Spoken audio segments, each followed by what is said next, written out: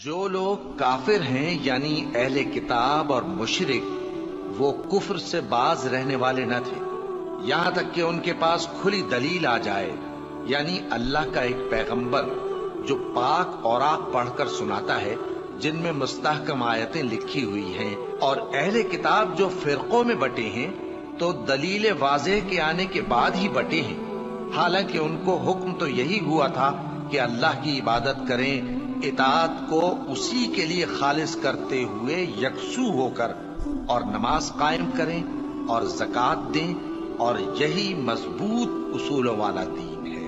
جو لوگ کافر ہیں یعنی اہل کتاب اور مشرک، وہ دوزخ کی آگ میں پڑیں گے اور ہمیشہ اسی میں رہیں گے۔ یہ لوگ سب مخلوق سے زیادہ برے ہیں۔ بے شک جو لوگ ایمان لائے اور نیک عمل کرتے رہے وہ تمام خلقت سے بہتر ہیں۔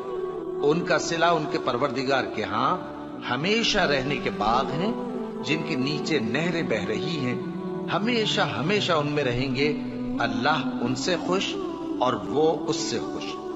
یہ صلہ اس کے لیے ہے جو اپنے پروردگار سے ڈرتا ہے۔